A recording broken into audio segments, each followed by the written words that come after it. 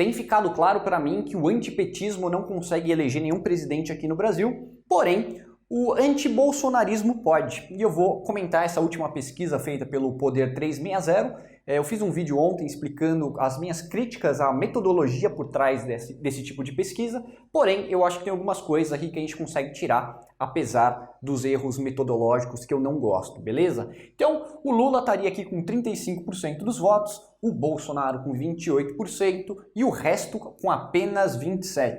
Isso daqui joga um pouco de água no chope das pessoas que falam que precisa de uma candidatura única para tirar o Bolsonaro do segundo turno. Não é muito suficiente, porque aqui eu coloco Moro, Ciro, Mandetta, Datena, quem mais tinha?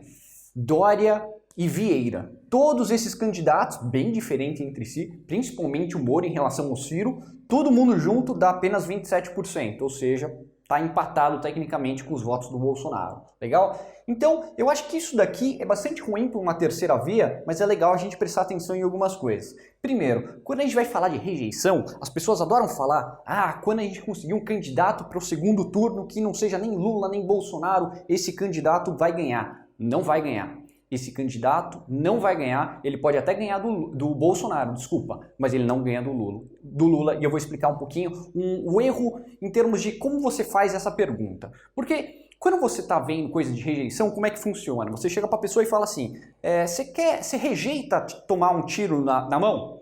A pessoa fala, não, rejeito tomar um tiro na mão, não gosto. E você rejeita também tirar um tiro no pé, tomar um tiro no pé? Rejeito também, eu não quero tomar um tiro no pé. Isso não quer dizer que a pessoa ela tem a mesma relutância em escolher entre tomar um tiro na mão ou no pé. Esse é o primeiro ponto. O segundo ponto é que não necessariamente a outra candidatura seja a ausência do tiro, talvez seja um tiro em uma outra parte do seu corpo. Então não necessariamente você vai conseguir eleger alguém que não seja nem tiro na mão e nem tiro do pé. Legal? Então é muito mais importante você ver alguma coisa que eles fizeram agora nessa pesquisa aqui do Poder 360, que seria a seguinte, quem não votaria de jeito nenhum em um desses dois candidatos? E o número é apenas de 9%, se não me falha a memória. Vamos aproximar para 10%.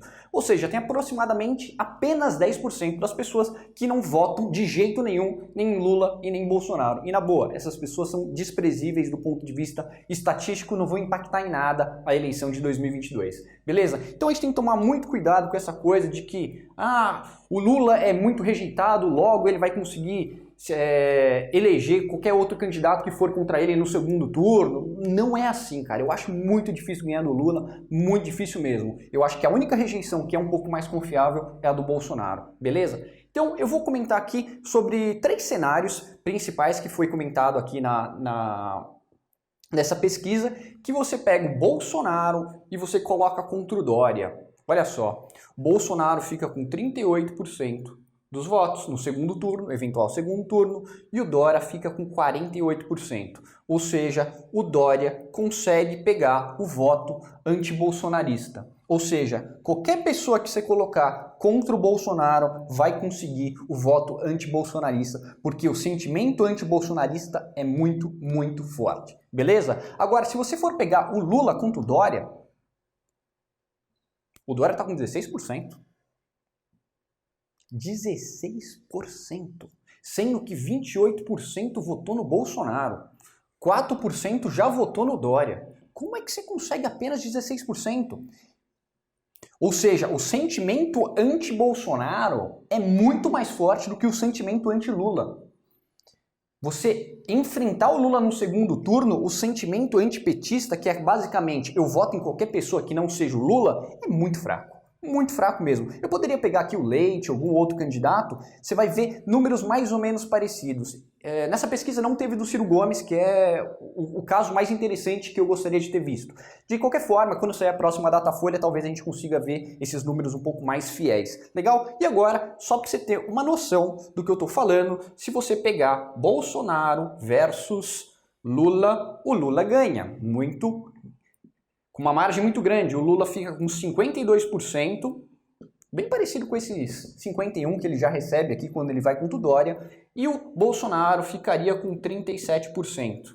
Ou seja, o Bolsonaro não é apenas antipetista. Antipetismo é isso daqui. O Bolsonaro, ele representa mais do que o antipetismo. Por isso que eu tenho que tomar muito cuidado com essas pessoas que falam: ah, a gente tem que eleger alguém que não seja nem Lula nem Bolsonaro. Concordo? Ah, o brasileiro não quer nem Lula nem Bolsonaro. Complicado. Ah, o brasileiro quer um candidato de centro. Não, não quer. Pelo menos não o que as elites intelectuais que estão falando que o brasileiro quer um candidato de centro, não é esse candidato de centro que você quer. Ele pode querer um candidato de centro de uma outra vertente, com outros valores, mas não é o que você, intelectual, cientista político, considera centro. Olha aqui.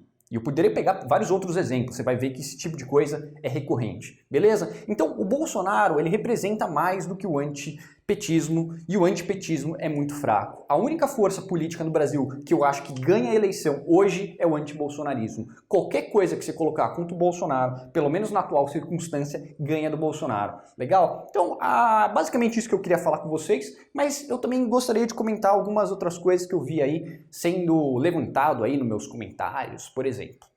Legal. Se você quer fazer uma candidatura forte aqui, você não basta você falar que você não é nem Lula nem Bolsonaro. Você precisa representar alguma coisa muito mais forte do que isso. O pessoal do Lula, pensa, eu já falei isso sobre candidaturas sexys. O pessoal do Lula já fala até em termos de a coxa do Lula. A coxa do Lula já é pauta para o pessoal do Lula. E o pessoal do Ciro Gomes, por exemplo, está levantando aí nos meus comentários, prefiro o Ciro. Que bosta. Tipo, prefiro o Ciro. É aquela coisa, prefiro tomar um tiro na mão do que um tiro no pé. Prefiro tomar um tiro de raspão do que um tiro inteiro. Prefiro? Que palavra ruim, cara. Isso daí é uma palavra que não se comunica bem com as pessoas. Antigamente eles falavam, agora é Ciro. Bom, esse é um bom slogan, agora é Ciro. Parece o do Bolsonaro. É melhor já ir se acostumando. Lembra em 2018? Legal. Agora, prefiro é uma palavra muito fraca. Você pode preferir tomar um tapa na cara do que dois. Isso não quer dizer que tomar um tapa na cara é o suficiente. E quando você vai disputar com gente que fala sobre a coxa do Lula e sobre o Bolsonaro, que tem toda a máquina e toda a questão meio religiosa por trás, não é falando que prefere Ciro Gomes que você vai conseguir alguma coisa. Isso porque eu não cheguei nem no Moro, porque o Moro ainda é pior. Agora, e os outros candidatos, então, nem se fala. Beleza? Então, pensem um pouquinho aí, tentem fazer alguma coisa um pouco mais sexy e deem uma olhada na pesquisa. Não é porque a pesquisa ela tem problemas que ela não consegue nos falar nada. A gente tem que ter um pouco de ceticismo, mas eu acho que algumas coisas são bastante claras. Quando saiu o Datafolha, que é muito mais confiável do que o Poder 360, pelo menos na minha opinião, eu vou fazer esse mesmo tipo de comentário. Então não esqueça de se inscrever no canal, deixar o joinha aí, comentar. Se quiser me xingar, pode xingar também, eu não ligo. É isso aí, um abraço, tchau, tchau.